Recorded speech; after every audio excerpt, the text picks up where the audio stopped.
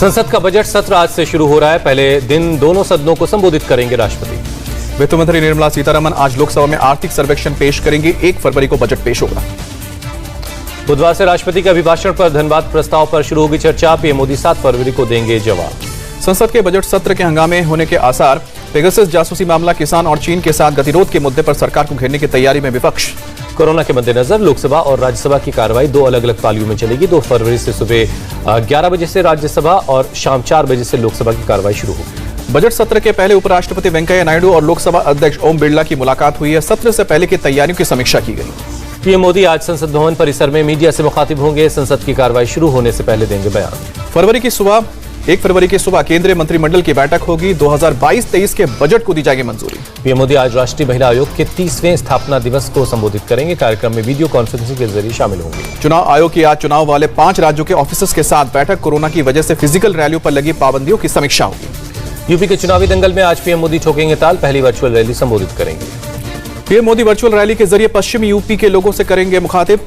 BJP ने 98 जगहों पर लगाई है स्क्रीन। वेस्ट यूपी के 5 जिलों की 21 विधानसभाओं पर बीजेपी का फोकस है। स्क्रीन वाली जगहों पर 500 लोगों के बैठने का इंतजाम है। आज आगरा में चुनाव प्रचार करेंगे सीएम योगी। फतेहपुर सीकरी और एतमादपुर के विधानसभा क्षेत्र में प्रभावी मतदाता संवाद में हिस्सा लेंगे। फतेहाबाद विधानसभा में पीएम की वर्चुअल रैली के दौरान मौजूद रहेंगे सीएम योगी। आगरा में घर घर जनसंपर्क अभियान में लेंगे हिस्सा। बीजेपी अध्यक्ष जेपी नड्डा ने यूपी के शिकोहाबाद और हाथरस में रविवार को किया door to door campaign. BJP उम्मीदवारों को जिताने की अपील। जेपी नड्डा की यूपी की जनता से अपील। हमारे काम के आधार पर चुनाव में काम करें फैसला। हमने अपने वादों को पूरा किया। जेपी नड्डा ने कहा कि बीजेपी की वजह से सिर्फ जाति और धर्म की बात करने वाले नेता विकास की बात कर रहे हैं। कासगंज की रैली में राजनाथ का हिंदू कार्ड। कहा अयोध्या में भव्य राम मंदिर बन रहा है। बीजेपी सरकार ने काशी कॉरिडोर बनवाया। राजनाथ ने कहा कि ये चुनाव नई सरकार बनाने के लिए नहीं बल्कि यूपी का भाग्य लिखने के बारे में। राजनाथ सिंह ने अखिलेश यादव पर साधा निशाना। कहा एसपी की सरकार में गुंडे बेखौफ घूमते थे, दंगे होते थे। गाजियाबाद में केंद्रीय मंत्री गिरिराज सिंह ने प्रचार किया। कहा कि 370 हटाकर पीएम मोदी और अमित शाह ने पूरा किया अपना वादा। केंद्रीय मंत्री गिरिराज सिंह ने राहुल गांधी को नकली गांधी बताया। कहा हमारा टाइटल भले ही गांधी नहीं है, लेकिन उनके सपनों को पूरा करने का काम बीजेपी कर रही है। वाराणसी में केंद्रीय मंत्री अश्विनी कुमार चौबे ने सपा पर साधा निशाना। बोले कि सपा की सरकार में था गुंडा राज, योगी सरकार में गुंडों के खिलाफ चला अभियान। बुलंदशहर में सीएम योगी ने प्रभावी मतदाता संवाद कार्यक्रम में हिस्सा लिया। कहा एसपी सरकार में चाचा भतीजे और बहन जी के लिए भतीजे का विकास जरूरी था। योगी ने कहा कि अब यूपी में तमंचे की जगह उपकरण बन रहे हैं। एसपी बीएसपी कांग्रेस गरीबों के हक पर डकैती के लिए एकजुट। सीएम योगी ने अखिलेश और जयंत की जोड़ी पर साधा निशाना। फिर से 2 लड़कों की जोड़ी दंगा कराने की मंशा से आई है। सीएम योगी ने कहा कि ये गर्मी जो भी अभी कैराना में है और मुजफ्फरनगर में कुछ जगह दिखाई दे रही है, मई में और जून की गर्मी में भी शिमला बना देते हैं। आगरा के जगन्नाथपुरम में केंद्रीय मंत्री स्मृति ईरानी ने किया डोर टू डोर कैंपेन। प्रभावी मतदाता बैठक में हिस्सा लिया। समाजवादी पार्टी के अध्यक्ष अखिलेश यादव आज करल सीट से नामांकन दाखिल करेंगे। बीजेपी का अब तक इस सीट से उम्मीदवार तय नहीं।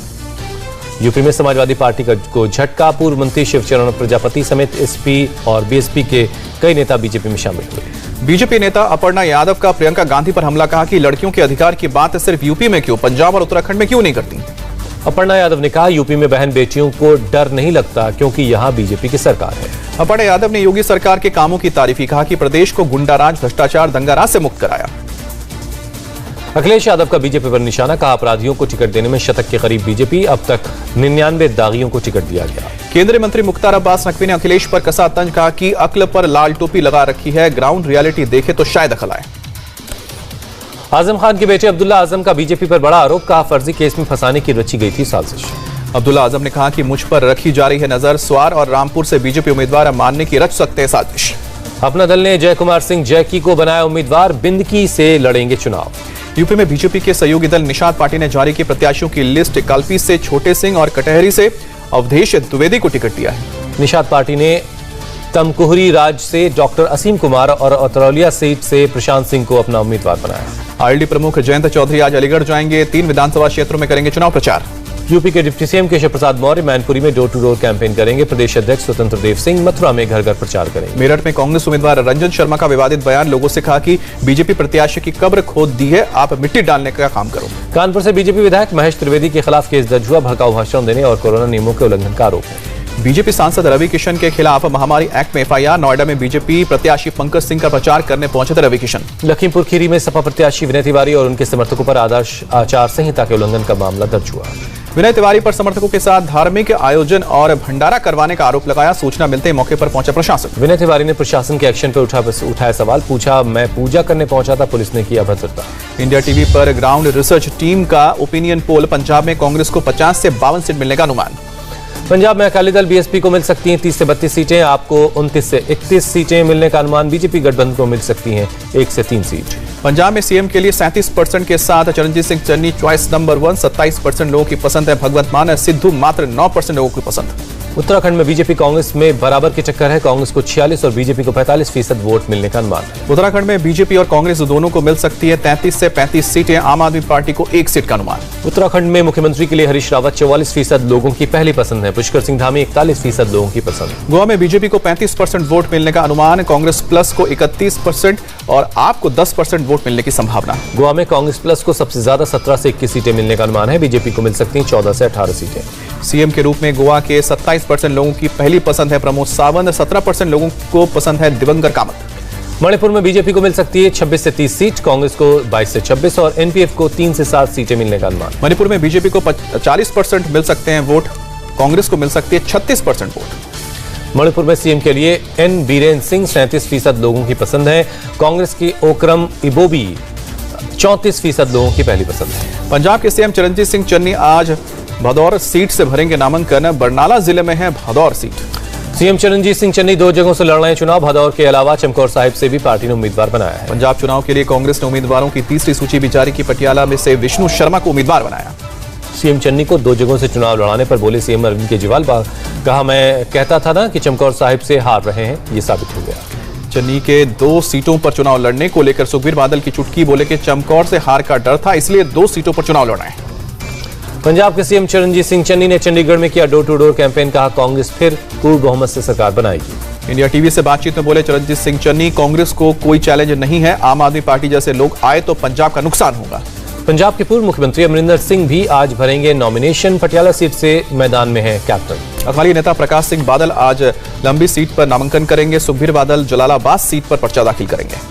पंजाब में कांग्रेस को झटका। किला रायपुर से पूर्व विधायक जसबीर सिंह ने 20 साल बाद दिया पार्टी की सदस्यता से इस्तीफा। नवजोत सिंह सिद्धू ने अकाली नेता विक्रम सिंह मजीठिया को बताया पर्चा माफिया। कहा कि पंजाब को नई और मजबूत सरकार देगी कांग्रेस। अमृतसर में बोले दिल्ली के सीएम केजरीवाल, पंजाब में सरकार बनने के बाद दफ्तरों में सिर्फ अंबेडकर और भगत सिंह की फोटो लगाई जाएगी, किसी नेता की फोटो नहीं होगी। गृह मंत्री अमित शाह का गोवा दौरा।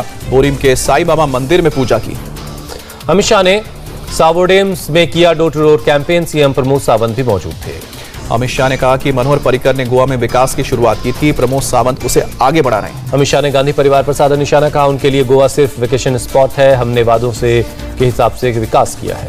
पणजी से बीजेपी उम्मीदवार बाबूश मोसेंट का दावा, गोवा में लड़ाई सिर्फ कांग्रेस से है। 2 फरवरी को राहुल गांधी करेंगे गोवा का दौरा। कांग्रेस नेता और अलायंस पार्टनर के साथ बैठक करेंगे। कांग्रेस नेता पी चिदंबरम का टीएमसी पर बड़ा आरोप। कहा कि कांग्रेस नेताओं को अपने पाले में करने की कोशिश कर रही है टीएमसी। पी चिदंबरम ने कहा गोवा चुनाव के लिए तमाम कोशिशों के बावजूद एनसीपी शिवसेना से गठबंधन नहीं हो पाया, लेकिन हमारी दोस्ती जारी रहेगी। पी चिदंबरम ने एनसीपी शिवसेना को दिया भरोसा। कहा कि गोवा चुनाव के बाद हम मिलकर काम करने की संभावनाओं को तलाशेंगे। अल्मोड़ा में सीएम पुष्कर सिंह धामी ने किया कैंपेन। कहा हाथ झाड़ू और साइकिल पर नहीं, सिर्फ कमल पर आती है देवी लक्ष्मी। 1 फरवरी को उत्तराखंड में बीजेपी लॉन्च करेगी मेगा कैंपेन। हरियाणा और हिमाचल के सीएम करेंगे सभा को संबोधित। उत्तराखंड बीजेपी के इलेक्शन इंचार्ज प्रहलाद जोशी ने कहा पीएम मोदी के कैंपेन का शेड्यूल जल्द तय होगा। वर्चुअल रैली के लिए बीजेपी का प्लान। उत्तराखंड के सभी 70 विधानसभा में से 10 से 15 जगहों पर लगाई जाएगी एलईडी टीवी। लाल कुआं विधानसभा में हरीश रावत ने कबड्डी प्रतियोगिता का उद्घाटन किया। यहीं से लड़ रहे हैं चुनाव। 2 फरवरी को प्रियंका गांधी उत्तराखंड के लिए जारी करेंगे मैनिफेस्टो। देहरादून में कार्यक्रम। मणिपुर चुनाव के लिए बीजेपी ने सभी 60 सीटों पर उम्मीदवारों के नामों का ऐलान किया। हिनगांग सीट से चुनाव में मैदान में है एन बीरेन सिंह। भूपेंद्र यादव ने मणिपुर में फिर से सरकार बनाने की उम्मीद जताई। कहा कि 2/3 से ज्यादा बहुमत से सरकार बनाएंगे। मणिपुर में टिकट कटने से नाराज बीजेपी नेताओं का ऑफिस के बाहर प्रदर्शन। दफ्तर की सुरक्षा बढ़ाई गई। संयुक्त किसान मोर्चा आज देश भर में मनाएगा विश्वासघात दिवस। जिला और ब्लॉक लेवल पर होगा प्रदर्शन। सरकार पर लगाया वादा खिलाफी का आरोप। बिहार एमएलसी चुनाव में सभी 24 सीटों पर अकेले लड़ेगी मुकेश सहनी की पार्टी। जेडीयू बीजेपी पर हिटलरशाही का आरोप लगाया। बिहार कांग्रेस के अध्यक्ष मदन मोहन झा का बयान। एमएलसी चुनाव अपने दम पर लड़ने के लिए पार्टियां तैयार। मदन मोहन झा ने कहा आरजेडी से सीट शेयरिंग करने पर लालू से समय मांगा गया था, लेकिन अब तक कोई जवाब नहीं मिला। राजस्थान के सीएम अशोक गहलोत की पीएम मोदी से मांग, पेगासस मामले में कंफ्यूजन दूर करने के लिए राष्ट्र को करे संबोधित। चुनाव आयोग से मिलेंगे बंगाल बीजेपी के नेता, कोरोना की वजह से 27 फरवरी को होने वाले नगर निगम चुनाव को 4 हफ्ते टालने की मांग करेंगे। बंगाल के गवर्नर जगदीप धनखड़ ने कहा कि मैं प्रदेश की पवित्र भूमि को खून से लथपथ और मानवाधिकारों को कुचलने की प्रयोगशाला बनते नहीं देख सकता। जम्मू कश्मीर में 2 जगहों पर हुए एनकाउंटर में 5 आतंकी मारे गए आतंकियों में जैश का कमांडर जाहिद वानी शामिल है। शनिवार को हुआ था एनकाउंटर। कश्मीर के आईजी विजय कुमार के मुताबिक इस महीने 11 एनकाउंटर हुए हैं, जिनमें 8 पाकिस्तानी आतंकियों समेत 21 आतंकी ढेर हुए हैं। घाटी में आतंक और मासूमों की हत्या को लेकर लोगों में नाराजगी, कैंडल जलाकर अमन और चैन की अपील की। गुजरात के किशन भराव हत्याकांड में एटीएस ने दिल्ली से एक मौलाना को गिरफ्तार किया। हथियार का इंतजाम करने वाला एक आरोपी राजकोट से पकड़ा गया। भोपाल से सटे बैरसिया के गौशाला में गायों के कंकाल मिलने से हंगामा, कलेक्टर ने जांच के आदेश दिए। भोपाल के बैरसिया गौशाला में गायों की मौत पर सवाल, जिला पंचायत सीईओ विकास मिश्रा ने प्रबंधक पर लगाया है लापरवाही का आरोप। बुलीबाई ऐप बनाने वाली नीरज बिश्नोई को दिल्ली कोर्ट से लगा झटका, जमानत याचिका खारिज हुई। भारतीय सेना की उत्तरी कमान ने लॉन्च किया राष्ट्रीय एकता गीत, प्यारा जम्मू कश्मीर, वहां की खूबसूरत वादियों को प्रमोट करना उद्देश्य। आज से 2 दिनों के बंगाल दौरे पर जाएंगे आरएसएस चीफ मोहन भागवत, क्षेत्रीय प्रचारक प्रांत प्रचारकों के साथ बैठक करेंगे। वीडियो कॉन्फ्रेंसिंग के जरिए आईआईएम विशाखापट्टनम के कार्यक्रम में जुड़े केंद्रीय मंत्री नितिन गडकरी कहा कि फास्ट ट्रैक हाईवे पर दिया जोर। नितिन गडकरी ने कहा, यात्रा समय और ईंधन की लागत में कटौती के साथ फास्ट ट्रैक हाईवे से होगा देश का विकास।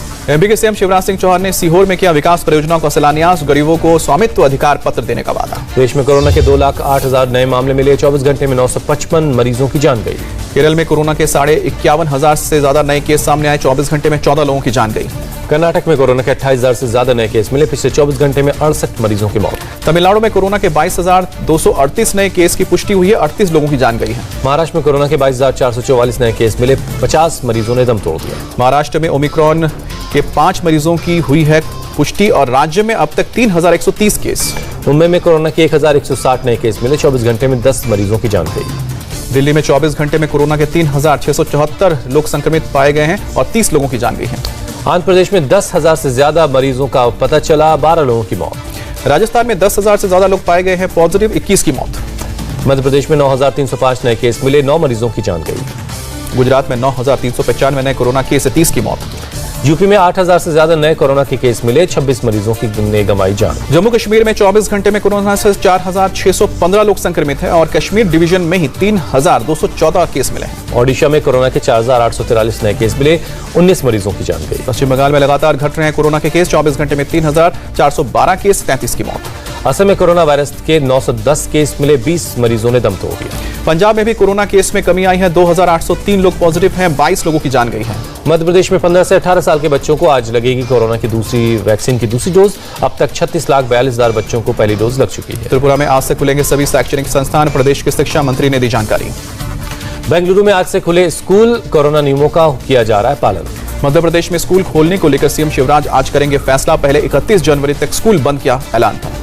मेघालय के शिलोंग शहर के बिजी इलाके में ब्लास्ट, फिलहाल किसी के हताहत होने की खबर नहीं है। शिलोंग में ब्लास्ट की सीएम कोनार्ड सांगमा ने निंदा की, बोले कि शांति भंग करने और नुकसान पहुंचाने का प्रयास है, नहीं बख्शे जाएंगे आरोपी। कानपुर में बेकाबू इलेक्ट्रिक बस ने कई राहगीरों को रौंदा, 5 से ज्यादा लोगों की मौत की खबर, कई जख्मी हैं। हादसे के बाद बस ड्राइवर फरार, चौराहे पर भारी भीड़ होने के कारण मौत का आंकड़ा बढ़ने की आशंका। राष्ट्रपति रामनाथ कोविंद ने कानपुर हादसे पर दुख जताया, हादसे में मारे गए लोगों के परिवार के प्रति संवेदना जाहिर की। तेलंगाना में बेकाबू तेज रफ्तार कार ने फुटपाथ पर बैठे लोगों को कुचला, 4 महिलाओं की मौत।